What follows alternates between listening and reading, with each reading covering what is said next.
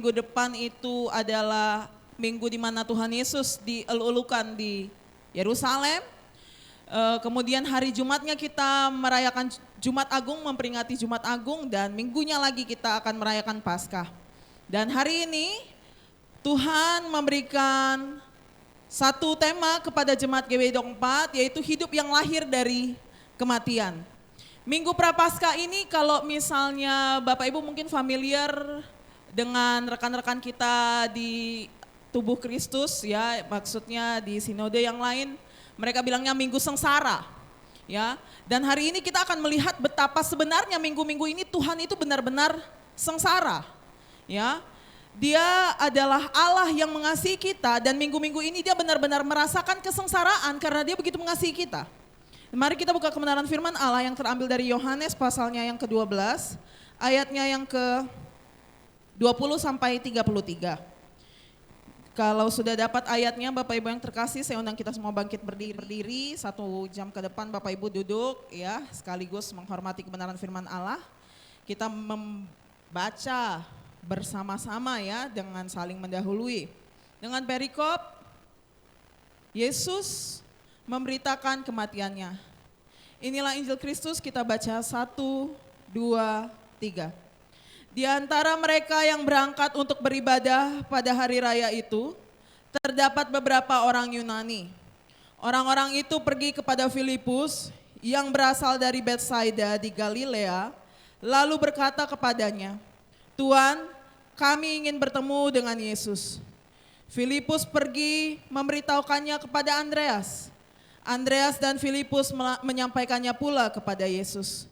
Tetapi Yesus menjawab mereka, katanya, "Telah tiba saatnya Anak Manusia dimuliakan.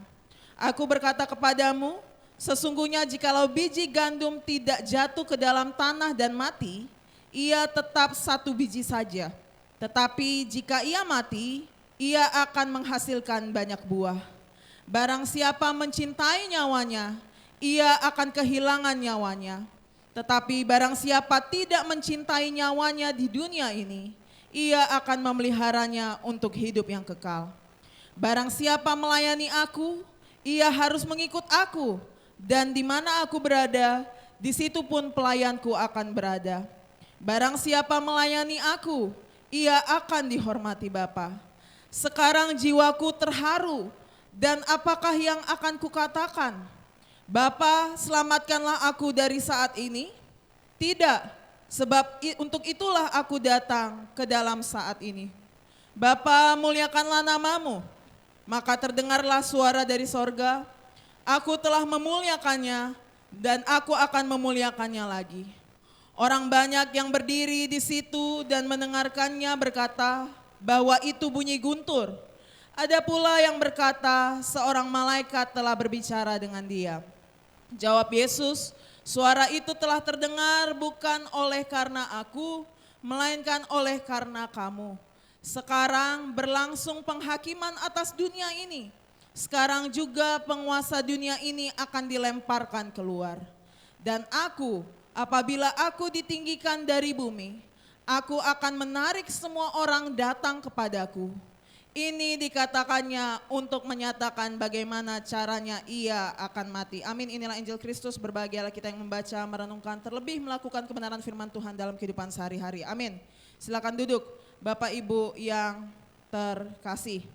Puji Tuhan, ya. Hari ini tadi saya sudah katakan kita membahas tema hidup yang lahir dari kematian.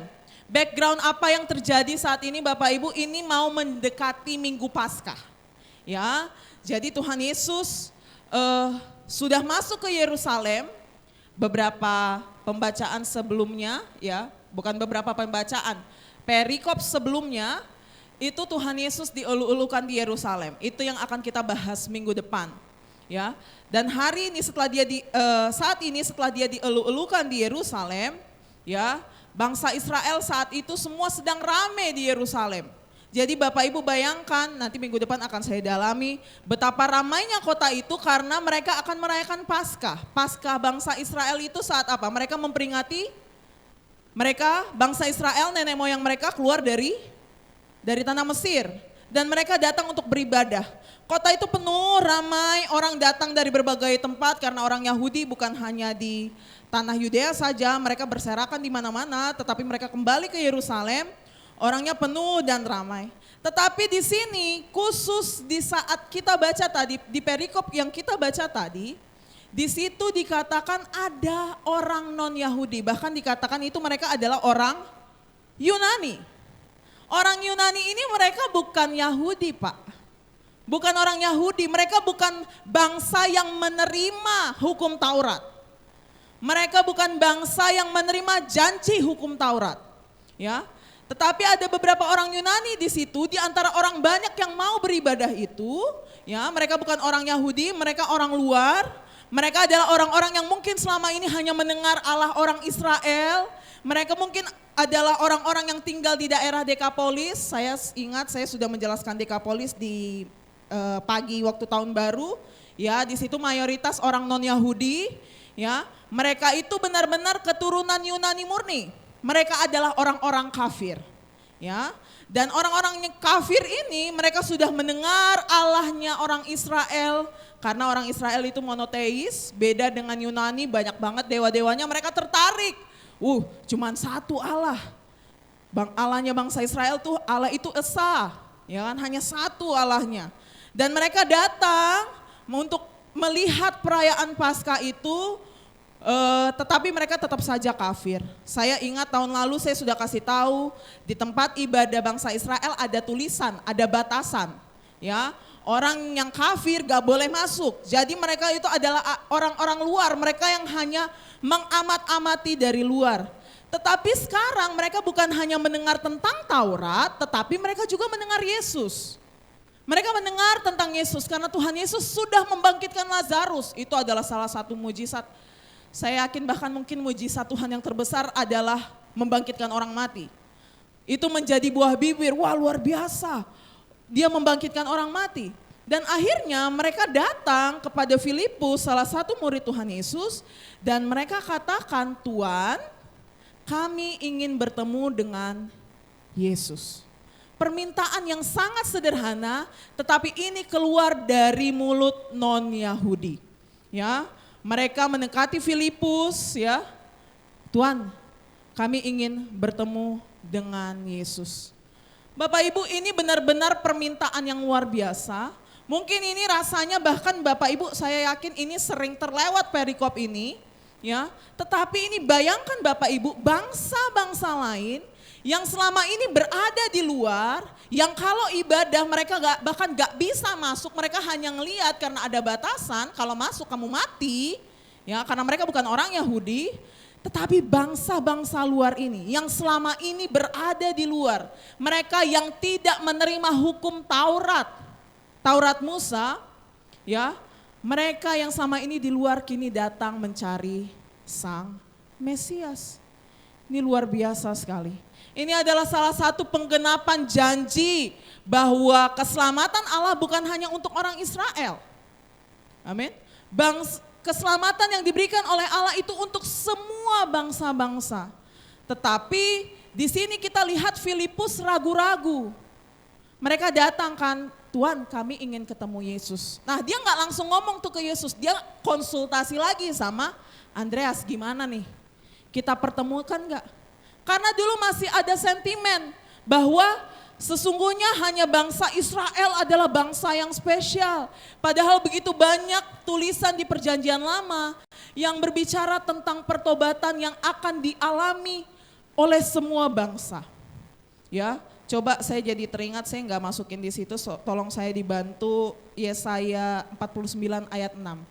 Ya, Bapak Ibu, Yesaya 49 ayat 6 kita baca bersama-sama, 1, 2, Yesaya 49 ayat 6. Kita baca 1, 2, 3. Terlalu sedikit bagimu hanya untuk menjadi hambaku, untuk menegakkan suku-suku Yakub dan untuk mengembalikan orang-orang Israel yang masih terpelihara. Tetapi aku akan membuat engkau menjadi terang bagi bangsa-bangsa supaya keselamatan yang daripadaku sampai ke ujung bumi. Kembali lagi ke PowerPoint. Salah satu penggenapan ini. bahwa sesungguhnya Kristus datang bukan hanya untuk bangsa tertentu, bukan hanya untuk darah tertentu, tetapi untuk semua bangsa-bangsa. Tetapi saat itu para murid ragu untuk menyampaikan permintaan orang-orang Yunani ini untuk ketemu Sang Mesias, ya. Tetapi akhirnya mereka memberitahu itu kepada sang guru, ya. Kemudian akhirnya mereka menyampaikan. Jadi Bapak Ibu, hari-hari ini kalau masih ada saja prasangka tentang ras, ya ada ras tertentu yang lebih spesial dari ras yang lain, Bapak Ibu bertobat. Tugas kita untuk memberitakan Injil Kerajaan Allah kepada semua bangsa. Bahkan mungkin ras-ras tertentu yang mungkin identik dengan agama-agama tertentu itu juga menjadi sasaran Injil Kerajaan Allah. Ya, jadi kita terus berdoa bagi bangsa-bangsa supaya apa? Supaya mereka semua mengenal Kristus. Karena kita pun buah dari kasih karunia itu. Bapak Ibu di sini nggak ada orang Yahudi. Engkau menerima kerajaan Allah yang sama. Dan itu yang harus terus diberitakan.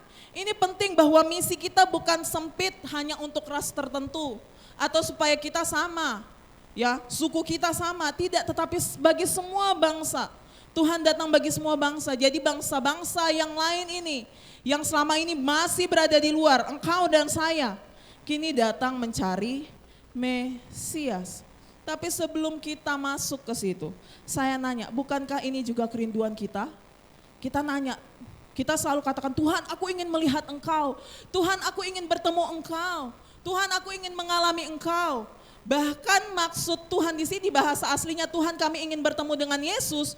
Itu bahasanya dalam sekali yang dikatakan Yunani. Mereka tuh pengen kenal dengan dalam, bukan hanya cerita-cerita, perkenalan, enggak. Mereka ingin mengetahui Yesus secara dalam, secara mendalam. Mereka benar-benar pengen tahu, mengenal dengan dalam. Dan mungkin itu yang Bapak Ibu minta hari-hari ini. Tuhan aku ingin melihat Engkau, aku ingin mengalami Engkau. Saya yakin Bapak Ibu datang ke gereja karena Bapak Ibu mau ketemu Tuhan. Ya, ini juga doa Bapak Ibu mungkin. Mungkin Bapak Ibu ikut ibadah, pasti Bapak Ibu ikut ibadah untuk ketemu Kristus. Bapak Ibu melayani, memiliki kerinduan untuk melayani itu supaya ada persekutuan dengan Allah, ada kerinduan. Bahkan saya sendiri sebagai gembala selalu mengingatkan saya sendiri bahwa setiap minggu jemaat itu datang mau ketemu Yesus. Bukan mau ketemu saya. Dan itu yang selalu berkali-kali saya ulang kepada teman-teman pelayan juga. Jemaat itu datang supaya melihat Kristus bukan melihat kita. Karena ini kerinduan Bapak Ibu semua, kita ingin mengenal Yesus dengan dalam. Kita pengen mengalami Yesus. Dan seringkali kita mengartikan melihat Yesus, bertemu Yesus sesuai dengan maunya kita. Oh, saya mengalami Yesus kalau Yesus bikin A, B, C. Kalau Yesus menjawab doa saya, berarti itulah dia hadir, disitulah saya mengalami Tuhan. Kadang kita punya term tertentu untuk menentukan apakah kita bertemu dengan Tuhan atau tidak. Tetapi jawaban Tuhan sangat menarik. Setelah para murid ini kasih tahu ada orang-orang Yunani yang mau melihat Yesus, mau mengenal Yesus, mau bertemu Yesus, Tuhan gak jawab, bawa mereka kemari. Enggak, tapi Tuhan menjawab apa Bapak Ibu, telah tiba saatnya anak manusia dimuliakan. Saya sangat tergugah saat baca ini Bapak Ibu, karena kalau Bapak Ibu baca kitab Yohanes, sering sekali Tuhan katakan belum saatnya, belum waktunya. Bapak Ibu mungkin pernah tahu kisah saat ibunya Maria minta, karena ada anggur habis perkawinan di Kana. Ingat, anggurnya habis, terus dia katakan, mau apa? Kamu mau apa? Ya kan? Saatku belum tiba, dia katakan gitu. Atau mungkin saat saudara-saudara Yesus minta supaya Yesus tampil, Yesus menolak, dia bilang waktuku belum tiba. Ya, bahwa timeline-nya Tuhan bukan timeline-nya manusia, bukan keinginan manusia, bukan manusia yang ngatur Tuhan, Tuhan yang ngatur manusia. Ya. Terus dia pernah bilang waktuku belum genap, atau saat ahli-ahli Taurat mau nangkap Yesus, tetapi dikatakan saatnya belum tiba. Ya, berkali-kali belum tiba, saatnya belum tiba.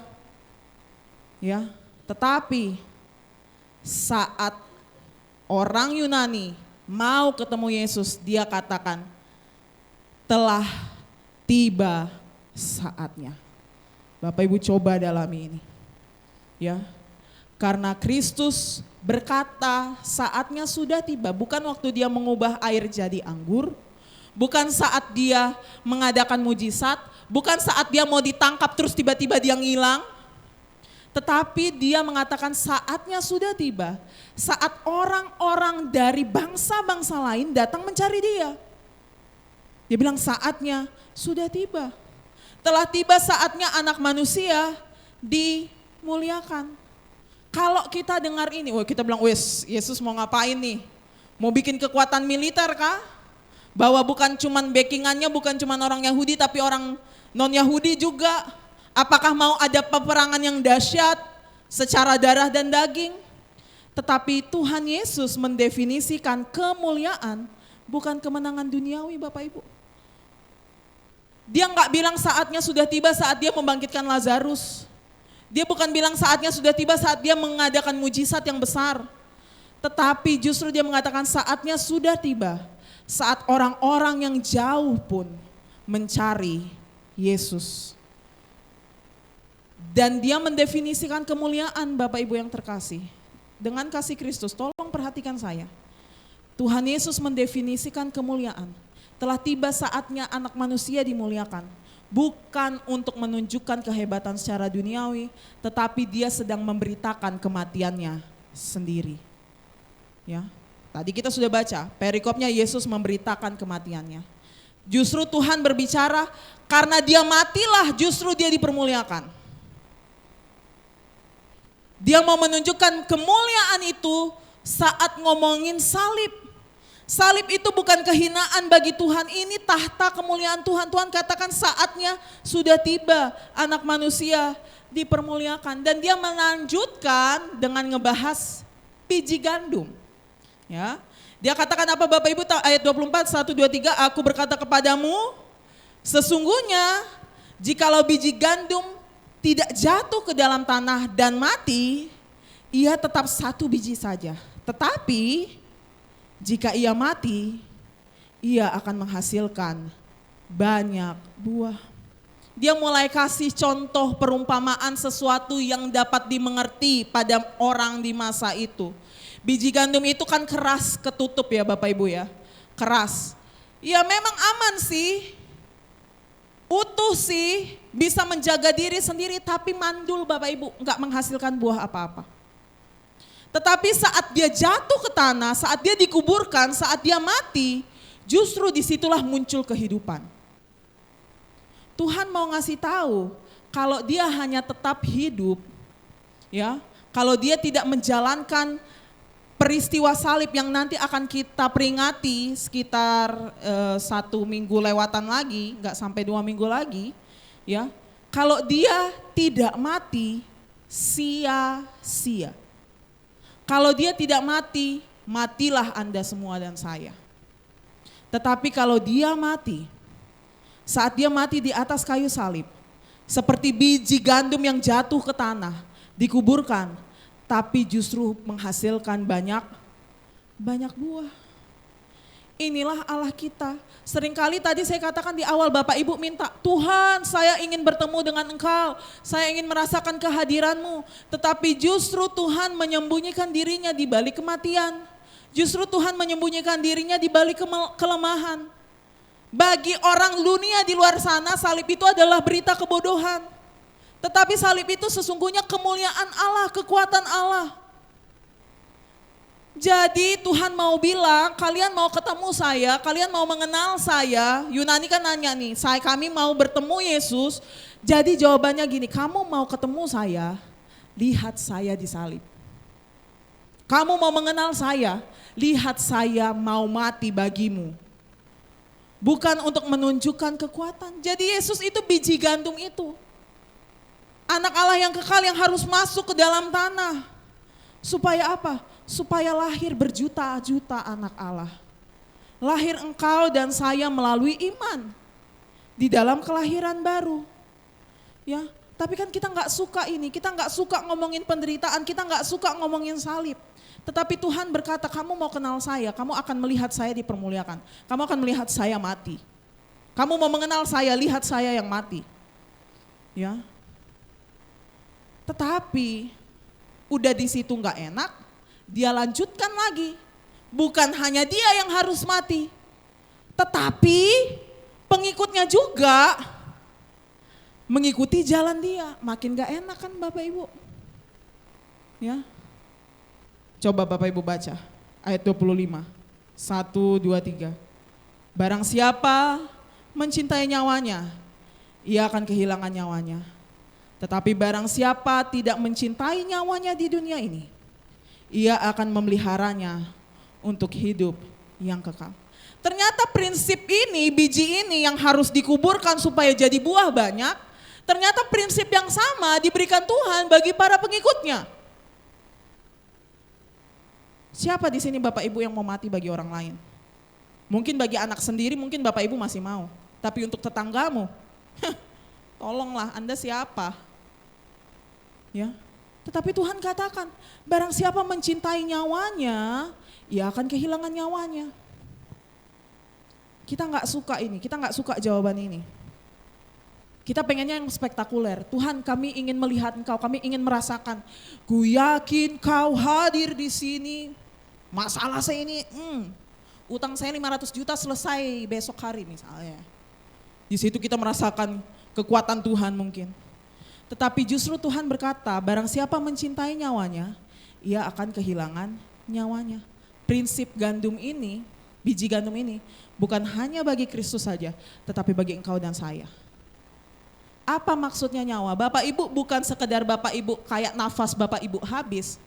Aslinya begini, nyawa itu, bahasa aslinya itu ya, psyche, ya, itu artinya apa? Seluruh eksistensi diri kita, power kita, ya, kuasa atau pengaruh kita, yang Bapak Ibu kejar hari-hari ini loh, yang Bapak Ibu pertahankan hari-hari ini loh, yang Bapak Ibu kejar capek-capek pagi lepas pagi supaya apa? Supaya punya kuasa, punya pengaruh, atau supaya diterima orang lain, atau supaya Bapak Ibu nyaman, senang, atau Bapak Ibu supaya punya kendali atau kontrol. Ya. Tuhan katakan barang siapa yang mencintai ini, dia akan kehilangan ini. Tetapi Bapak Ibu yang tidak mempertahankan ini nih, power, penerimaan, pengakuan, penghormatan. Ya, kalau Bapak Ibu pertahankan ini, justru Bapak Ibu akan kehilangannya. Tapi dunia sekarang ngajarin apa kan? Bapak, kau yang punya uang, kau yang punya kuasa. Ya enggak? Atau mungkin hari-hari ini sedihnya gereja itu sibuk mencari apa ya, menjilat-jilati politisi gitu. Atau Bapak Ibu dan saya mengejar hal-hal ini. Ini semua berhala Bapak Ibu. Saya mau tanya, sudah berapa banyak rumah tangga hancur hanya gara-gara Bapak Ibu pertahankan ini? Saya udah pernah katakan, orang selingkuh, bukan cita-citanya selingkuh. Siapa di sini Bapak Ibu yang saya cita-citanya kalau udah nikah nanti selingkuh? Ada nggak? Ada di sini Bapak Ibu waktu menikah punya cita-cita jadi tukang selingkuh? Enggak. Tapi ada yang lebih dalam yang Bapak Ibu punya. Bapak Ibu pengen punya power. Mungkin sama istri Bapak Ibu gitu kan. Bapak Ibu merasa nggak punya kuasa gitu. Tapi kalau kita punya wanita lain atau punya laki-laki lain, kita berasa kita punya power. Ya, apa yang Bapak Ibu kejar hari-hari ini? Penerimaan, pengakuan. Berapa banyak rumah tangga hancur gara-gara Bapak Ibu pertahankan nyawa Bapak Ibu yang ini? Supaya dihormati. Berapa banyak orang tua dan anak berantem supaya apa? Karena orang tua merasa harus punya power. Berapa banyak pelayanan yang rusak gara-gara Bapak Ibu mempertahankan ini? Berapa banyak kesakitan yang dialami suami istri gara-gara Bapak Ibu mempertahankan ini. Mempertahankan ego masing-masing, mempertahankan kekuatan masing-masing. Atau Bapak Ibu mengejar kenyamanan, di rumah saya nggak mendapat kenyamanan tetapi di pelukannya aku mendapatkan kenyamanan. Sudah berapa banyak rumah tangga hancur gara-gara ini Bapak Ibu? Sudah berapa banyak anak-anak orang tua terluka hanya gara-gara ini? Ya. Sudah berapa banyak pelayanan hancur gara-gara ini? Gak suka sama pemimpinnya, gak suka sama gembalanya, powernya diganggu, kenyamanannya diganggu, keluar bikin gereja lain. Atau pindah ke gereja lain. Gak suka PKS-nya si A, si B, si C, padahal saya lebih hebat. Kita keluar karena kita pengen mengkontrol diri kita. Kita pengen punya kuasa. Kita gak suka diatur. Karena Bapak Ibu mempertahankan ini. Mempertahankan nyawa Bapak Ibu, segala hal yang Bapak Ibu kejar hari-hari ini. Supaya eksistensi Bapak Ibu enggak terganggu. Coba selidiki dulu keluarga lepas keluarga. Hubungan suami istri. Bapak Ibu apa tuh ritme kalau berantemnya itu aja, itu tuh sebenarnya udah ada polanya di situ. Bapak Ibu duduk bersama suami istri, cari apa sih yang sebenarnya kita kejar. Mungkin suami mau ngejar power, istri mungkin mau ngejar kontrol atau kenyamanan. Jadinya itu aja terus yang diberantemin. Kalau polanya sama, cari ini. Dengan kasih Kristus Bapak Ibu, ini caranya. Kalau Bapak Ibu berantemnya itu aja, permasalahannya itu aja, gak selesainya itu aja, ini. Ya, kehidupan saya sebagai seorang gembala belum 1 tahun, memang masih sangat singkat, tetapi bukan berarti nggak ada pergumulan. Tetapi kalau sudah ada pergumulan dan posisi hati saya mulai panas, ini salah satu cara saya. Kenapa hati saya panas? Apa yang terganggu dari saya? Supaya apa? Supaya power, comfort atau approval control ini nggak saya pertahankan. Ya. Apakah saya langsung sempurna? Enggak, nanti kita akan lihat contoh dari Rasul. Jadi Bapak Ibu dan saya, kita ini biji gandum yang enggak mau mati. Karena kita enggak mau mati, kita seperti cangkang, kita tutup diri kita terus supaya kontrol kita aman, power kita aman. Ya, kita tutup terus, akhirnya apa? Dari kehidupan Bapak Ibu enggak bisa berbuah. Kalau Bapak Ibu tidak mempertahankan ini, percayalah rumah tanggamu berbuah. Karena engkau akan mati terus, powermu dimatikan, kontrolmu dimatikan. Jadi saya mau katakan suami harus mau mati demi istri. Halo, hei suami harus mau mati demi istri. Istri juga harus mau mati demi suami. Saat kalian mati, kalian dikuburkan, power kalian dikuburkan, percayalah. Rumah tangga kalian berbuah. Karena kita itu seperti biji. Ya. Jadi kalau Bapak Ibu pertanyakan kenapa rumah tangga saya permasalahannya ini saja. Saya mau katakan karena Bapak Ibu enggak rela mati atau untuk istri, untuk suamimu atau untuk anakmu. Berapa banyak orang tua mempertahankan ego demi anak, gara-gara anak. Anak pasti salah, orang tua pasti benar. Belum tentu. Dan bisa jadi anak juga salah, gak mau dengerin orang tua. Merasa apa? Merasa pintar. Semua kita coba selidiki yang ini. Karena Tuhan katakan barang siapa yang mencintai ini, dia akan kehilangan ini. Hidupmu tidak akan pernah berbuah. Tetapi faktanya, kita ini adalah biji gandum yang tidak mau mati. Jadi salah satu hamba Tuhan berkata gini, Bapak Ibu baca ya. 1, 2, 3, berhala bukan hanya patung kayu, batu atau besi. Berhala adalah segala sesuatu yang kita cintai dan kejar menggantikan Tuhan. Dan dapat juga sebagai Tuhan palsu atau Tuhan yang fungsional. Menurut Alkitab berhala itu adalah sesuatu selain Tuhan yang apa? Kepadanya kita arahkan hati kita kejar terus itu uang, kita kejar terus itu koneksi.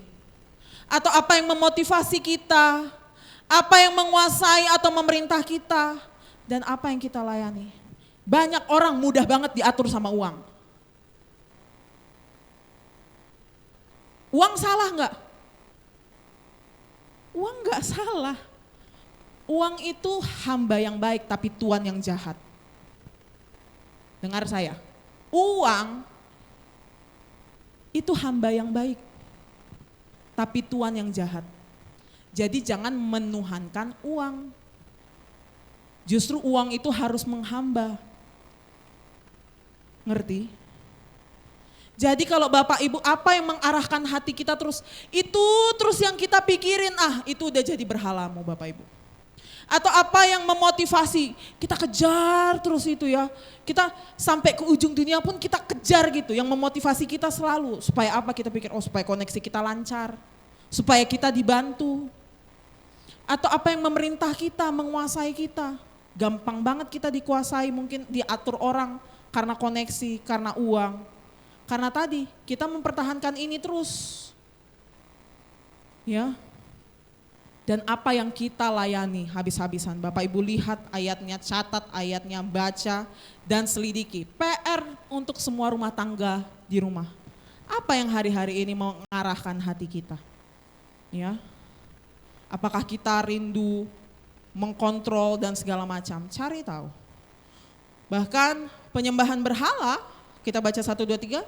Penyembahan berhala adalah segala sesuatu yang Anda lihat dan di dalam hati Anda. Dan Anda berkata kepadanya, jika saya memiliki itu, maka hidup saya memiliki nilai. Kalau saya punya itu, makanya saya jadi punya makna. Tapi kalau saya kehilangan itu, saya nggak tahu gimana cara saya hidup. Ini. Kalau Bapak Ibu memiliki sesuatu terus hilang dan nggak tahu gimana cara hidup, nggak ada itu udah berhala. Sesuatu yang bukan Tuhan. Karena ini seharusnya dipenuhi oleh Tuhan. Kita bernilai karena Tuhan. Kita memiliki makna karena Tuhan. Dan tanpa Tuhan kita nggak tahu kita mau ngapain. Ngerti? Tapi kalau jawabannya bukan Tuhan, itu berhalamu. Ya. Dan Tuhan katakan tadi kelanjutannya di ayat 26, barang siapa melayani aku, ia harus mengikuti aku. Dan di mana aku berada, di situ pun pelayanku akan berada. Barang siapa melayani aku, ia akan dihormati Bapa. Kata mengikut aku di sini bukan hanya sekedar kayak Instagram follow gitu ya. Bukan hanya ngikutin ngekor dari belakang, tapi apa? Mengikut Yesus dalam arti komitmen penuh. Ternyata jalan salib yang dilalui Kristus harus juga kita lewati. Makanya Tuhan pernah berkata, barang siapa yang tidak memikul salibnya, dia tidak layak bagiku. Apa salibmu hari-hari ini? Itu yang tadi saya katakan. Bapak Ibu yang mempertahankan itu terus di tengah keluarga, di tengah pelayanan. Bapak Ibu kejar terus itu, bertobat. Makanya salah satu contohnya di pelayan ya, berkali-kali saya katakan, saya akan bikin begini tapi tolong pelayan-pelayan gak usah cari muka kepada saya. Bikin saja, kerjakan saja apa yang menjadi bagianmu seperti untuk Tuhan dan bukan untuk manusia. Karena pelayananmu itu untuk Tuhan bukan untuk saya. Berkali-kali saya katakan itu karena kita suka lupa. Saya juga harus terus mengkhotbahkan, saya harus ingat ini terus. Kita semua harus terus mengingat bahwa jalan kematian Kristus, jalan itu juga yang harus kita lalui. Kita matikan berhala kita matikan kontrol kita matikan power kita. Supaya saat itu semua mati, berbuah. Keluarga berbuah, pelayanan berbuah, semua di dalam aspek kehidupan kita menjadi berbuah. Jadi konteks mengikuti Yesus, apa yang dilakukan Kristus itu juga kita ikuti.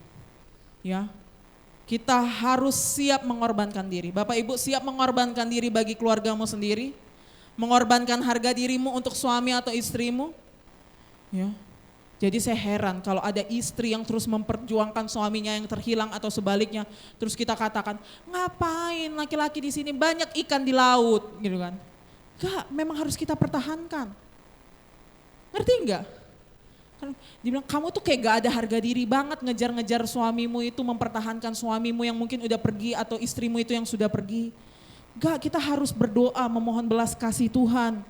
Kita harus terus matikan. Kita terus berbuat kasih kepada suami atau istri kita yang terus menyakiti kita. Itu makanya dikatakan dimatikan. Sakit gak? Sakit sih. Tapi itu yang dilakukan oleh Tuhan. Ya. Jadi saya mau katakan ini, poinnya ini Bapak Ibu.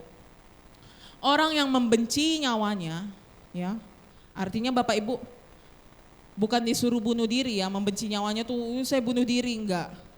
Tetapi barang siapa yang membenci nyawanya, membenci yang tadi segala aspek itu adalah orang yang pusat gravitasinya bukan diri sendiri lagi tapi Kristus. Apa ya cara untuk menyenangkan Yesus dan melayani sesama? Kita enggak minta lagi dilayani orang lain, tapi justru orientasi kita apa yang bisa saya lakukan untuk pelayanan, untuk melayani orang lain. Melayani suami, melayani istri, melayani anak saya, melayani orang tua saya. Kita harus mati terhadap setiap ego kita, semua kegengsian kita. Ya, justru semakin kita matikan gengsi, power kita, di situ ada hubungan suami istri yang dipulihkan. Di situ ada hubungan antara orang tua dan anak yang dipulihkan. Di situ ada gereja yang bertumbuh secara luas-luasnya. Karena kita tahu kita nggak sempurna. Kalau ada pelayan yang salah, kita ingatkan dengan kasih dan kita bantu dia. Ya, kita bantu dia, kita dorong dia, kita motivasi. Ya. Karena itu yang dilakukan salah satu ini, ya. Saat apa yang terjadi? Saat gravitasi, saat pusat itu udah berpindah ke Tuhan Yesus. Apa yang terjadi Bapak Ibu? Rasul Paulus pernah menulis begini, 1, 2, 3. Tetapi apa yang dahulu merupakan keuntungan bagiku sekarang ku anggap rugi karena Kristus. Malahan segala sesuatu ku anggap rugi karena pengenalan akan Kristus Yesus Tuhanku lebih mulia daripada semuanya. Oleh karena dialah aku telah melepaskan semuanya itu dan menganggapnya sampah supaya apa?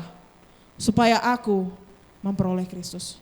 Jadi powermu itu, ya, harga dirimu itu yang kau pertahankan atau kenyamananmu itu sampah. Ya. Kenyamananmu.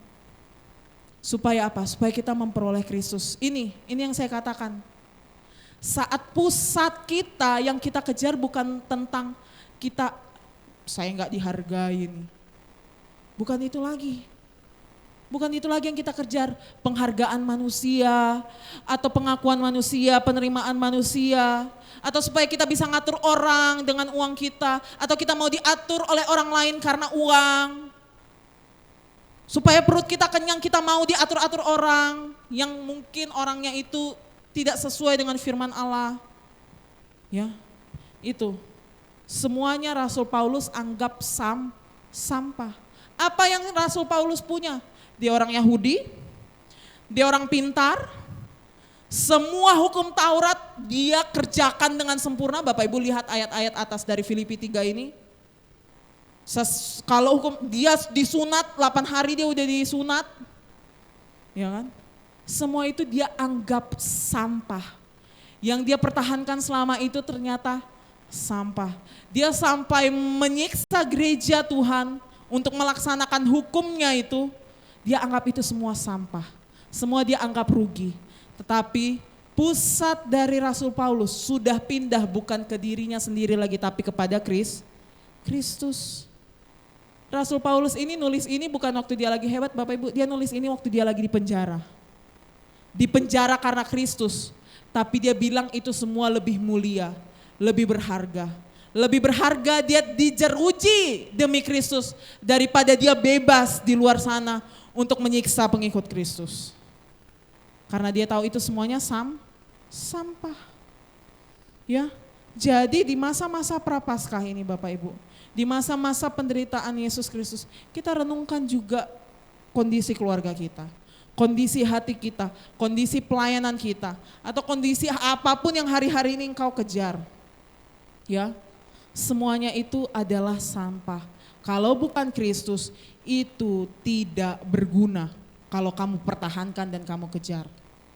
Ya. Jadi bukan karena kehebatanmu, tetapi Kristus saja yang berharga. Dan Tuhan, saya sedih sekali baca ayat ini Bapak Ibu, jujur. Saya sedih sekali baca ayat ini. Semalam saya waktu mempersiapkan firman Tuhan ini, saya sedih sekali Tuhan Yesus berkata gini. Tuhan berkata begini, 1, 2, 3, sekarang jiwaku terharu dan apakah yang akan kukatakan? Bapa, selamatkanlah aku dari saat ini. Tidak, sebab untuk itulah aku datang ke dalam saat ini. Stop dulu. Bapak Ibu, ayat 27 ini benar-benar mencerminkan kalau Yesus benar-benar menderita. Ya. Disinilah kita melihat Yesus paling manusiawi sekaligus paling ilahi, salah satunya dari perkataan ini. Paling manusiawinya karena apa? Di situ dikatakan, diterjemahkan jadi jiwaku terharu. Itu tuh katanya kuat sekali. Ini kata yang sama yang digunakan saat perikop-perikop sebelumnya, saat Lazarus mati, Tuhan datang dan dikatakan maka menangislah Yesus. Itu betul-betul menunjukkan kehancuran hatinya, betapa sedihnya dia. Padahal dia tahu beberapa saat kemudian akan dia bangkitkan. Tetapi dia memiliki sisi manusiawi, kodrat manusiawi.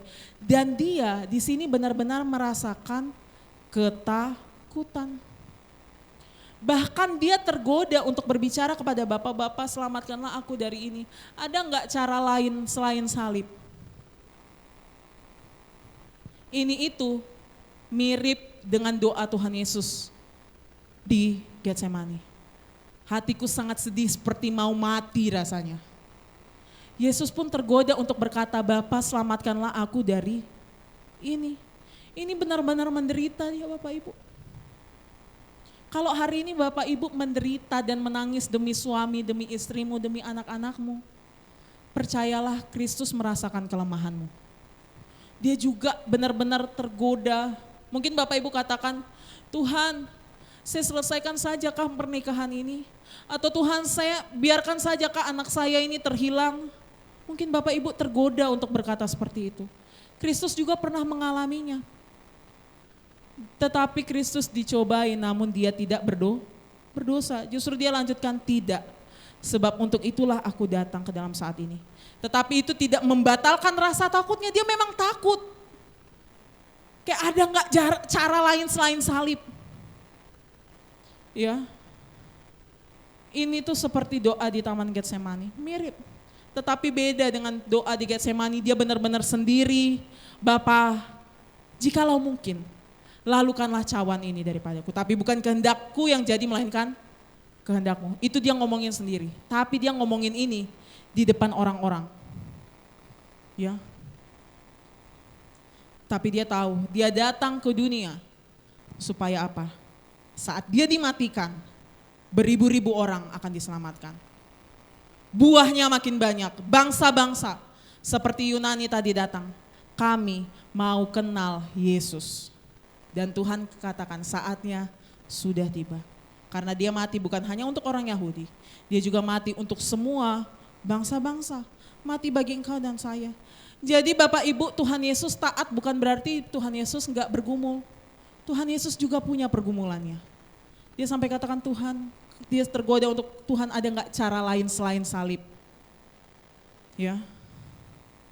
Tetapi di tengah ketaatannya itu, di pergumulanmu, ya, dia menang. Dan dia enggak minta, Tuhan Bapa selamatkanlah aku, tapi Tuhan katakan apa di ayat 28? Bapa muliakanlah namamu. Ini penyerahan diri total yang paling sempurna yang Kristus kerjakan. Dia berserah kepada Bapa. Tuhan permuliakanlah namamu. Dan dia tahu dia mempermuliakan Bapanya dengan jalan salib. Dan sorga langsung menjawab. Karena nanti disalib, waktu dia berseru, Bapa, Bapa, mengapa engkau meninggalkan kau? Allahku, mengapa engkau meninggalkan aku? Surga diam. Tapi di sini surga masih menjawab. Terdengarlah suara dari sorga, aku telah memuliakannya dan aku akan memuliakannya lagi. Apa kemuliaan Kristus yang pertama? Saat anak Allah menjadi manusia. Ya, di Natal. Seluruh pelayanan Tuhan Yesus, itu kemuliaan Kristus yang pertama. Semua pergumulan dia jawab, itu kemuliaan Kristus yang pertama. Dan kemuliaan Kristus yang kedua adalah salib dan kebangkitannya. Tuhan katakan, aku telah memuliakannya dan aku akan memuliakannya lagi. Jadi Bapak Ibu, hari-hari ini apa yang kamu bergumul? Ada enggak ya jalan lain? Yesus juga jiwanya terharu saat harus menghadapi salib. Karena dia tinggal berapa hari lagi mati di sini. Ya. Di dalam kemahatauannya, dia tahu apa yang akan terjadi. Dia nanya apakah ada jalan lain, tapi dia tidak melarikan diri. Dia memilih jalan itu untukmu. Kesempurnaan ketaatannya itulah yang menjadi kebenaranmu saat ini. Jadi kalau misalnya hari-hari ini kamu bergumul atau di hari-hari yang akan datang rumah tanggamu bergumul, pelayananmu bergumul, terus kita bilang ada cara jalan lain kah? Saya mundur sudah dari pelayanan. Daripada sepuh hati sakit terus. Justru itu proses Tuhan kok dimatikan terus, dimatikan hatimu itu yang jahat. Mundur dari pelayanan bukan jalannya. Mundur dari keluargamu, mundur dari suami istrimu, mundur dari anak-anakmu itu bukan jalannya. Justru kamu harus semakin mempertahankan karena apa? Ada Kristus yang sudah menyelesaikannya lebih dahulu. Dia tahu pergumulanmu, bawa itu kepada Tuhan. Tuhan, anak saya susah sekali dibilangin, saya menyerah saja sudah, biarkan saja sudah dia jadi preman kah, jadi apa kah, pindah agama kah, saya sudah terkuat. Atau Tuhan tarik sudah nyawaku supaya saya enggak ngelihat kegagalan anakku, mungkin kita berkata begitu. Tetapi Tuhan mengetahui pergumulanmu. Bawa itu kepada Tuhan. Ini semua dikerjakan Kristus itu sesuatu yang gagal. Tadi saya sudah katakan, kita adalah biji yang gak mau mati. Tetapi Kristus adalah biji yang mau mati. Ya, tadi malam gunturnya luar biasa ya Bapak Ibu ya. Saya sampai wah, itu Yesus mau datang, langit terbelah gitu ya kan. Saya ngerjain ini penuh guntur semuanya ya kan. Ya, karena orang banyak berkata begini, 1, 2, 3 orang banyak yang berdiri di situ dan mendengarkannya berkata bahwa itu bunyi guntur. Jadi waktu saya baca sambil ngetik itu terus dor. Saya langsung ketawa, Tuhan lucu deh. Ya, ngelawak deh gitu kan waktu saya lagi siapin firman. Ya, malah gitu nonstop lagi. Itu kan habis itu kan terangnya terang banget Bapak Ibu. Kan saya jendelanya agak terbuka, bener-bener kayak tiba-tiba siang, tiba-tiba gelap. Baru drrrrt gitu semuanya. Saya bilang Tuhan Yesus datanglah kalau memang malam ini sudah waktunya, saya bilang. Ya. Tetapi Tuhan berkata, jadi waktu Bapa berkata begini, aku telah memuliakannya dan aku akan memuliakannya lagi. Orang beda dengar-dengarnya loh Bapak Ibu. Ada yang bilang itu guntur. Ada juga yang agak lebih mendekati lah. Bilangnya itu malaikat berbicara dengan dia. Kenapa ya? Penafsirannya beda-beda ya. Fenomena, ada yang bilang fenomena alam, ada yang sedikit lebih peka, agak mendekati, tapi nyenggol pun enggak, tapi ya agak mendingan lah. Ya. Suara Tuhan terdengar dari sorga, tapi orang sulit memahaminya. Bapak Ibu, firman Tuhan belum tentu langsung dipahami semua orang. Memerlukan iman. Karena Tuhan Yesus berkata suara itu terdengar bukan untuk saya, tapi untuk kamu. Untuk kita orang-orang yang beriman. Bagi kita yang beriman kita ngerti saat Tuhan berkata aku akan mempermuliakannya dan aku akan memuliakannya lagi. Kita yang beriman kita ngerti bahwa Tuhan dimuliakan dengan cara disalib. Tapi bagi orang yang gak beriman ya mungkin mereka kita itu guntur. Itu mungkin ada agak tungkik sedikit saya agak bunyi gitu ya. Jadi Bapak Ibu terkadang saya gak heran kalau jemaat itu beda-beda respon imannya. Ya, ada yang langsung nangkep dan menerima iman dengan penuh. Ada yang kayak masa sih, firman itu untuk dia. Tetapi inilah Bapak Ibu, engkau yang sulit sekali ngerti firman. Minta dengan kerendahan hati Tuhan berikan saya iman. Supaya saya ngerti kehendakmu apa atas keluarga saya, atas pelayanan saya, atas hidup saya. Karena enggak semua orang langsung ngerti, dengar firman tuh langsung ngerti itu enggak. Ada yang dengar firman untuk kritik? Ada. Ada firman untuk menghakimi orang lain? Ada. Tapi Bapak Ibu sekarang saya mau tanya, Dok 4 sekarang mau mendengar firman supaya apa? Supaya engkau beriman, supaya engkau bertumbuh. Bukan untuk menjatuhkan orang lain, bukan untuk menghakimi orang lain, bukan untuk nyindir orang lain, bukan untuk mengkritik. Tetapi firman Tuhan itu untuk engkau bertumbuh. Karena Tuhan katakan suara itu yang telah terdengar itu bukan untuk saya tapi untukmu. Ya, Bapak Ibu mengerti saat ini? Dan Tuhan katakan sekarang, 1, 2, 3 sekarang berlangsung penghakiman atas dunia ini. Sekarang juga penguasa dunia ini akan dilempar keluar. Melalui proses apa? Proses salib. Di atas salib itulah ada penghakiman atas dunia. Saat dosa tidak lagi berkuasa atasmu dan saya. Kutuk-kutuk itu dilepaskan dari kita. Amin. Dan apabila aku ditinggikan dari bumi, aku akan menarik semua orang datang kepadaku. Lihat 32 ini. Bapak Ibu baca ulang lagi 1, 2, 3. Dan apabila aku ditinggikan dari bumi, aku akan menarik semua orang datang kepadaku. Apa maksudnya ditinggikan dari bumi? Saat dia ditinggikan di atas kayu salib, saat dia tergantung, itulah cara Tuhan menarik kita semua. Menarik kita semua. Jadi Bapak Ibu yang menyelamatkanmu bukan mujizat, yang menyelamatkanmu bukan berkat-berkat secara jasmani, tetapi justru salib pertama. Kematian itu yang membuat engkau dekat kepada Tuhan. Kamu yang berdoa sama seperti Yunani tadi. Tuhan justru katakan, aku menarik semua orang datang kepadaku saat apa? Saat dia di atas kayu salib, saat dia sedang ditinggikan, saat dia sedang dimuliakan dengan cara salib. Dan di ayat 33 dikatakan, ini dikatakannya untuk menyatakan bagaimana caranya. Ia akan mati. Jadi Bapak Ibu, salib ini penting sekali. Karena salib ini menarik engkau dan saya. Menarik engkau dan mematikan segala hal yang terus merintangimu. Ya. Rasul Paulus berkata selanjutnya, dan berada di dalam dia. Ini kelanjutan dari Filipi tadi ya. Dan berada di dalam Kristus bukan dengan kebenaranku sendiri karena menaati hukum Taurat, melainkan dengan kebenaran karena kepercayaan kepada Kristus, yaitu kebenaran yang Allah anugerahkan berdasarkan kepercayaan. Ini ayat 9 inilah cara Tuhan narik kita semua. Narik kita, ekstranos, keselamatan di luar dari kita sendiri. Ya. Yang ku kehendaki ialah, ayat 10 kita 1, 2, 3. Yang ku kehendaki ialah mengenal dia dan kuasa kebangkitannya dan persekutuan dalam penderitaannya, di mana aku menjadi serupa dengan dia dalam kematiannya. Supaya apa? Supaya aku akhirnya beroleh kebangkitan dari antara orang mati. Jadi Bapak Ibu tahu prosesnya saat Tuhan dimuliakan di atas kayu salib.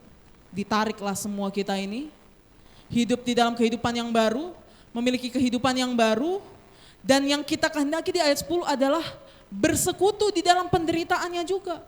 Pergumulanmu apa tadi yang di rumah-rumah tangga tadi itu apa? Yang dimatikan terus itu, yang dimatikan terus hatimu. Itulah proses engkau semakin serupa dengan Kristus. Ya, di tengah pergumulan kita. Dan Rasul Paulus katakan begini, dia bikin ini bukan seolah-olah dia sudah sempurna. Ya, kita baca 1, 2, 3. Bukan seolah-olah aku telah memperoleh hal ini atau telah sempurna, melainkan aku mengejarnya. Kalau aku dapat juga menangkapnya karena aku pun telah ditangkap oleh Kristus. Kita sudah ditangkap oleh Kristus lebih dahulu. Habis itu kita lari mengejar-ngejar. Ngejar-ngejarin apa? Persekutuan di dalam penderitaan Yesus. Sesuatu yang tadi kita gak suka, pergumulan kita. Di dalam setiap pergumulan kita di tengah suami, istri, anak-anak, saat pergumulan itu engkau menang bersama-sama dengan Kristus, di situ Kristus dipermuliakan. Jadi saya nggak heran kalau misalnya ada rumah tangga yang direkonsiliasi oleh Tuhan. Karena itu perkara mudah sama Tuhan. Karena Tuhan saja sudah memperdamaikan kita dengan Bapa, perseteruan yang paling besar saja Tuhan sudah perdamaikan. Apalagi permasalahan suami istri. Permasalahan orang tua dan anak itu gampang sama Tuhan. Tapi kamu mau gak hatimu itu dimatikan terus supaya semakin berbuah, semakin berbuah, semakin berbuah. Karena kadang kita nggak mau, kita pertahankan itu terus, akhirnya Bapak Ibu nggak berbuah. Ya, jadi Bapak Ibu yang mungkin bergumul kembali lagi rumah tangga kah, ekonomi kah, apapun itu. Ya, Bapak Ibu ingat, itu adalah proses Tuhan berjalan bersama-sama dengan engkau. Supaya engkau memperoleh salib. Dan ini salah satu ayat yang terkenal ya. Saudara-saudara, 1, 2, 3, aku sendiri tidak menganggap bahwa aku telah menangkapnya, tetapi ini yang kulakukan. Apa yang dilakukan? Aku melupakan apa yang telah di belakangku dan mengarahkan diriku kepada apa yang di hadapanku dan berlari-lari kepada tujuan untuk memperoleh hadiah, yaitu panggilan sorgawi dari Allah dalam Kristus Yesus. Karena kita sudah ditangkap. Kita sudah ditangkap oleh Tuhan, Tuhan katakan lari. Ya. Di dalam rumah tanggamu. Kita lupakan dulu kalau saya ini ya, apalagi kemarin saya lucu dengar kesaksian Pak Jumari ya. Beliau sedikit mengalami kecelakaan gitu kan. Hampir mengalami suatu perkara yang sia-sia. Dia bilang, untung dia pakai kalung salib. Kalau bukan kalung salib, maksudnya logo tetangga sebelah, saya hajar itu. Justru kebalik ya Bapak Ibu ya. Justru kalau tetangga sebelah, ya Bapak, kita jangan ingat yang lalu-lalu. Wih, saya itu dulu kalau saya mampus kau itu, nyawamu pun saya matikan, saya cekek mati kau ya. Yang lalu-lalu itu kita lupakan ya Bapak Ibu ya. Justru kita jangan hanya mengampuni yang sesama dengan kita, tetapi kita juga mengampuni yang beda dengan kita. Supaya apa? Supaya Kristus semakin diberitakan. Ya kita berlari-lari di dalam setiap pertandingan kita. Jadi saya tutup dengan ini Bapak Ibu, kenapa salib? Kenapa kita selalu bahas salib? Kenapa gereja Tuhan harus perlu mengingat dan membahas salib? Kenapa bukan disuruh mengingat Yesus dieluk-elukan atau mengingat saya dimuliakan Tuhan, dimuliakan di atas gunung, transfigurasi? Kenapa Tuhan katakan kita harus terus mengingat salib? Ya bahkan gereja-gereja Tuhan sekarang sering tergoda untuk memiliki kekristenan tanpa salib, betul ya? Banyak sekali gereja-gereja zaman sekarang yang menawarkan kekristenan tanpa salib. Dan saya harus terus mengingat itu, Bapak Ibu terus mengingat itu. Kekristenan itu selalu berbicara tentang salib. Kenapa harus salib? Saat selalu ada godaan untuk memberitakan kabar baik yang lain gitu. Kabar baik tanda kutip. Kenapa harus selalu salib? Tidak-tidaknya ada 3 buah salib Bapak Ibu. Ya, Bapak Ibu ingat ini. Kenapa Bapak Ibu, saya sudah katakan, kenapa kalau Bapak Ibu berumah tangga, punya konflik di masa yang akan datang atau sekarang lagi menghadapi konflik rumah tangga sama anak, sama istri, sama suami, sama teman bekerja, sama siapapun teman pelayanan, bahkan sama pemimpin atau sama bawahanmu. Kenapa di dalam setiap konflik itu kenapa salib? Kenapa harus salib? Karena salib ini ada 3 buah salib setidaknya. Pertama, salib itu membebaskan kita dari keterikatan dosa. Ya, itu yang pertama. Dosa Bapak Ibu yang itu tadi, ya, yang Bapak Ibu ingat yang lalu-lalu, itu semua sudah selesai di atas kayu salib. Gak usah diingat-ingat lagi. Ya, suami saya dulu begini. Apalagi kalau udah rekonsiliasi, habis itu Bapak Ibu masih ungkit-ungkit dosa suami atau dosa istri Bapak Ibu, bertobat, gak boleh. Halo, saya ulangi ya. Kalau Bapak Ibu nanti konflik rumah tangga, terus selesai, sudah rekonsiliasi, sudah selesai, sudah dipertamaikan oleh Tuhan. Habis itu bulan depan kalian kalau bertengkar dengan hal yang lain, gak usah ungkit dosa suamimu yang tahun lalu atau istrimu yang tahun lalu. Karena Tuhan sudah membebaskan kita dari keterikatan dosa. Perkara gak jemur handuk, bisa tuh yang diungkit selingkuh 2 tahun lalu. Perkara gak jemur handuk. Perkara lupa jemput anak. Itulah kau kan, yang kau ingat wanitamu itu terus. Padahal suaminya udah gak punya wanita. Atau istrinya udah gak punya laki-laki. Itu jangan diungkit-ungkit. Karena Kristus saja sudah membuang dan tidak mengungkit dosamu Bapak Ibu. Kamu siapa ngungkit-ngungkit dosa orang lain? Hah? Tapi itu kan dulu dia pelayannya begini. Kamu siapa ngungkit-ngungkit dosa orang lain? Kalau dia udah bertobat sudah selesai. Kita hobi banget ngungkit dosa orang lain. Kita suka sekali selumbar daun di mata saudara kita lihat tapi balok di mata kita nggak ngelihat. Ya, Kristus sudah membebaskan kita dari keterikatan dosa. Jadi engkau yang mengalami konflik di hari-hari yang akan datang, gak usah membahas dosa hari ini. Kalau dia sudah bertobat, ya. Yang kedua, kenapa kita harus ingat salib? Karena salib membawa kita kepada kerajaan Kristus. Bahwa kita itu menjadi milik Kristus selama-lamanya. Ya. Jadi orang yang berdosa di sebelahmu itu punya Kristus, bos. Ya, engkau siapa? Ya. Jadi semua kita, salib membawa kita kepada kerajaan Kristus. Saat Yesus dipermuliakan, dia membawa kita kepada kerajaannya sendiri. Ya. Dan yang ketiga, nah ini, salib membantu kita menghasilkan buah kerajaan. Karena salib, Bapak Ibu jadi dimampukan untuk mengasihi orang yang sudah menyakiti Bapak Ibu. Karena salib, Bapak Ibu memiliki kesabaran kepada orang yang menyakiti Bapak Ibu. Karena salib, Bapak Ibu jadi punya pengendalian diri. Enggak senggol bacok di gereja. Saya bingung kalau pelayan tuh masih ada senggol bacok gitu ya. Bertobat, ingat salib.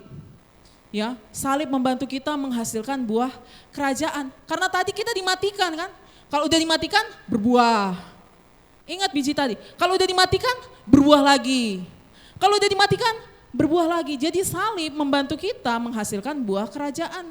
Tuhan katakan, akulah pokok anggur dan kamulah ranting-rantingnya. Barang siapa tinggal di dalam aku dan aku di dalam ia akan menghasilkan buah. Dia akan menghasilkan banyak buah. Karena di luar aku, kamu tidak dapat melakukan apa-apa. Jadi Bapak Ibu yang rindu sabar, yang rindu pengendalian diri, yang rindu kasih, solusinya cuma satu, salib. Oh iya, di atas kayu salib, itulah bentuk kesabaran Tuhan kepada saya. Di atas kayu salib, itulah bentuk pengendalian Tuhan atas pengendalian diri. Tuhan kan bisa aja, kalau kamu memang anak Allah turunkan dirimu, tapi dia mengendalikan dirinya kan. Bisa aja, kadang saya pikir waktu saya kecil kan, ini Tuhan turun dulu kayak dari salib gitu biar beneran, habis itu naik lagi gitu kan. Saya pikirkan minimal nunjukin deh. Tapi itulah pengendalian diri yang dimiliki oleh Tuhan. Itulah kasih yang dimiliki Tuhan, itulah kesabaran, itulah kemurahan hati Tuhan. Itulah kebaikan hati Tuhan. Salib membantu kita menghasilkan buah. Jadi kalau ngomongin visi misi dok 4, jawabannya satu, salib. Ya. Tubuh Kristus yang mengubah dunia, pergi dan menghasilkan buah. Ini jawabannya adalah salib. Karena kita yang adalah anak-anak kemurkaan Allah diadopsi menjadi anak Allah. Ya. Kamu yang seharusnya dimurkai Tuhan, tetapi sudah diadopsi menjadi anak Allah. Tuhan sudah mati menghasilkan engkau dan saya melalui iman. Ya. Kita baca untuk ini 1 2 3, untuk ini tidak ada satu makhluk pun yang dapat melakukannya selain Dia yang secara kodrat adalah anak tunggal Allah sendiri. Inilah fondasi yang kokoh dari pengadopsian kita. Dia yang adalah anak Allah menjadi anak manusia supaya kita anak-anak manusia diberi kuasa untuk menjadi anak-anak Allah. Jadi itulah kenapa kita ngomongin salib, ya. Jadi kesimpulannya ini Bapak Ibu, ya. Kesimpulannya adalah kita adalah biji gandum yang enggan mati.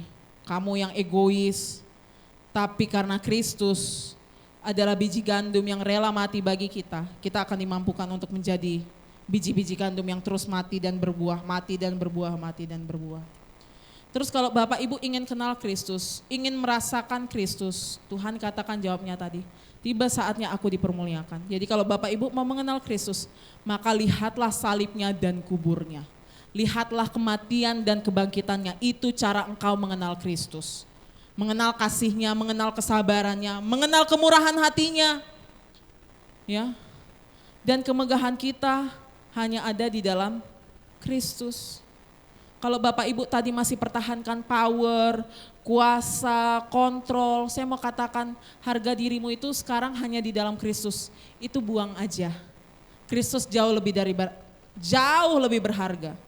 Ya, semua yang kita pertahankan itu sampah, sementara yang berharga hanya Kristus. Jadi kemegahanmu hanya ada di dalam Kristus yang tadi sudah dinyanyikan tuh sebelum sebelum khotbah. Dan yang keempat adalah ada 3 buah salib tadi apa?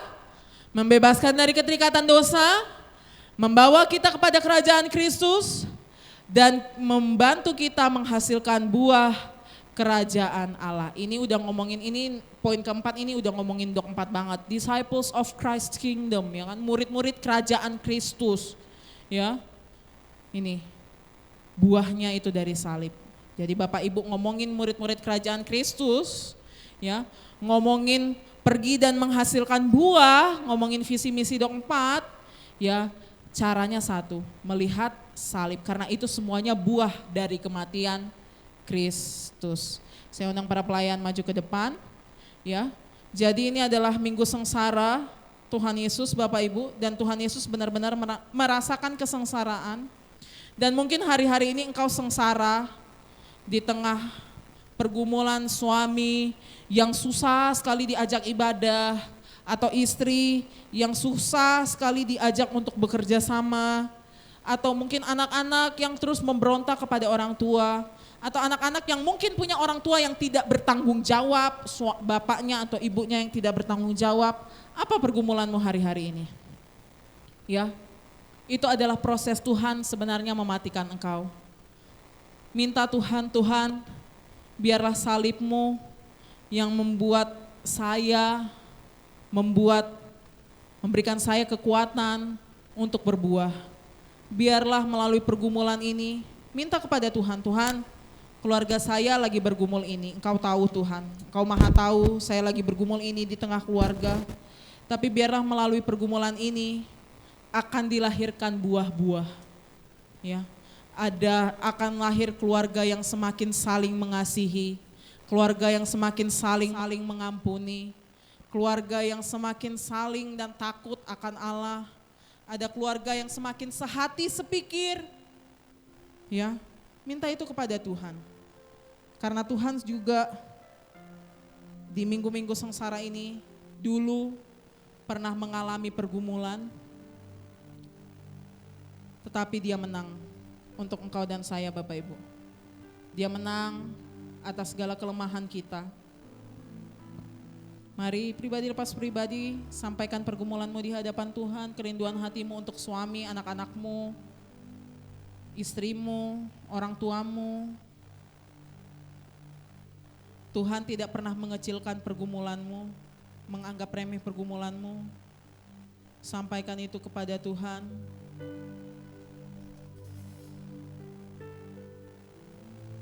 Haleluya. Pribadi lepas pribadi. Ambil kesempatan ini, engkau yang mungkin waktu yang lalu terus mempertahankan hatimu yang jahat, sehingga rumah tanggamu semakin rusak karena egoisme, hubunganmu semakin rusak karena engkau terus mempertahankan harga diri yang mungkin ternyata tidak perlu untuk dipertahankan. Sampaikan itu kepada Tuhan. Sebab kini kemuliaannya hanya kemuliaan Tuhan adalah bagian kita. Pribadi lepas pribadi. Haleluya.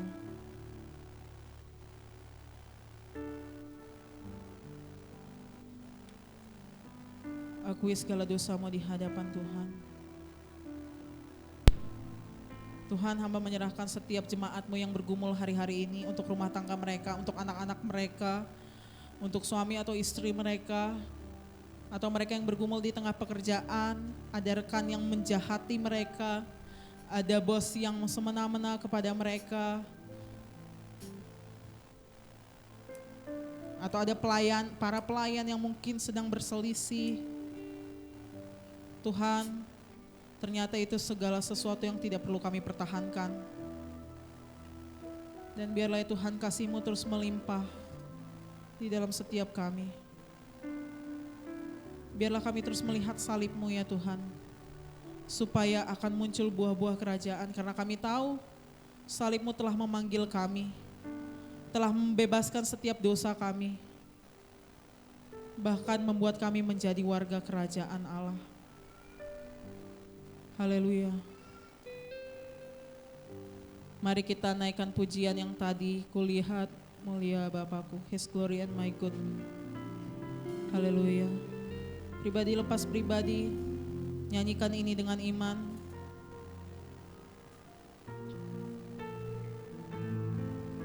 Sambil mendoakan keluargamu, bahkan mendoakan hatimu, supaya engkau terus dimampukan Tuhan untuk berserah kepada Tuhan. Sebagaimana Kristus sudah berserah kepada Bapa dan Bapa mempermuliakannya. Berserah kepada Tuhan, maka Tuhan akan mempermuliakan engkau di tengah pergumulanmu. Nama Kristus akan dimuliakan dari hidupmu. Haleluya. Kulihat mulia Mari kita bangkit berdiri. Bapakku dalam Kristus Yesus. Semakin ku memandangnya, makin Dia puaskanku. Saat ku kagum indahnya dan lihat kehendaknya, mataku tatap ke surga, mulianya bagianku. Katakan lagi, kulihat mulia Bapakku dalam Kristus Yesus. Kulihat mulia Bapakku dalam Kristus Yesus. Semakin ku memandangnya, makin Dia puaskanku. Saat ku kagum indahnya dan lihat kehendaknya, mataku tatap ke surga, mulianya bagianku. Katakan, baginya Bagi Dia kemuliaan, bagi Dia pujian, hanya Dia nama yang berkuasa. Ku akan bermegah hanya dalam Kristus, sebab ku tahu mulianya bagianku. harapan dalam cobaan, harapan di dalam setiap pergumulan kita. Harapan dalam cobaan, padanya ku percaya. Hatiku Dia selaraskan, Dia beriku kekuatan. Berjalan mengikut Yesus, Berjalan mengikut Yesus. Meski ku tak mengerti, ku tahu Tuhan bekerja, mulianya bagianku. Ku tahu Tuhan bekerja, mulianya bagianku. baginya kemuliaan, Baginya kemuliaan, baginya pujian, hanya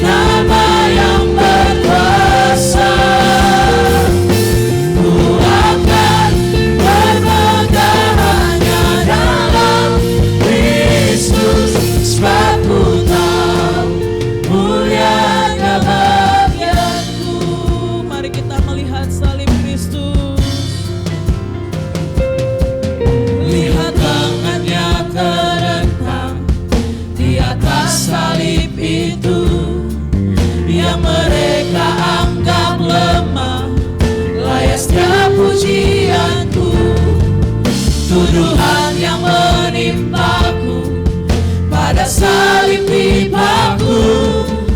Ya ku tahu Dia selamatkanku, mulianya bagianku. Ya ku tahu Dia selamatkanku, mulianya bagianku. Naikkan pujian bagi Yesus Kristus Tuhan. Bagi Dia kemuliaan, bagi Dia pujian, hanya Dia nama yang berkuasa. Ku akan bermegah hanya dalam Kristus, sebab ku tahu mulianya bagianku. Baginya kemuliaan. Baginya kemuliaan, baginya pujian, hanya Dia nama yang berkuasa. Kami akan menang atas pergumulan kami, Ku Tuhan. akan bermegah hanya dalam Kristus, sebab ku tahu mulianya bagian. Baginya kemuliaan. Baginya kemuliaan, baginya Kami serahkan pergumulan kami, Tuhan. nama yang Serukan namanya, berkuasa. doakan pergumulanmu saat ini. Ku akan bermegah hanya dalam Kristus, sebab ku tahu mulianya bagianku. Baginya kemuliaan. Baginya kemuliaan, baginya pujian, hanya Dia nama yang berkuasa. Ada rumah tangga dipulihkan. Hati kami dipulihkan. Bermegah hanya dalam Kristus, sebab ku tahu mulianya bagianku. Baginya. Baginya kemuliaan, baginya Dimuliakanlah namamu, Tuhan. hanya Dia nama yang berkuasa. Ku akan bermegah hanya dalam Kristus, sebab ku tahu mulianya bagianku. Sebab ku tahu menangnya. Sebab ku tahu Menangnya bagianku. Sebab ku tahu mulianya. Ku tahu mulianya bagianku. Haleluya. Haleluya. Haleluya. Haleluya. Haleluya. Kami tahu ya Tuhan, kami akan menang atas segala pergumulan kami. Di tengah pergumulan dan kesedihan kami ya Tuhan, kami tahu Kristus pernah bersedih dan Dia menang. Dan kemenangannya menjadi bagian kami. Akan ada rumah tangga yang terus dipulihkan oleh Tuhan. Akan ada rekonsiliasi antara anak dan orang tua yang terus dipulihkan. Bahkan hati kami yang jahat terus dipulihkan oleh Tuhan. Kami tahu ya Tuhan, iblis tidak berkuasa atas kami. Dosa tidak berkuasa atas kami. Kutuk dosa tidak berkuasa atas rumah tangga kami. Segala kelemahan kami sudah terpaku di atas kayu salib. Dan kemenangan Tuhan, kemuliaan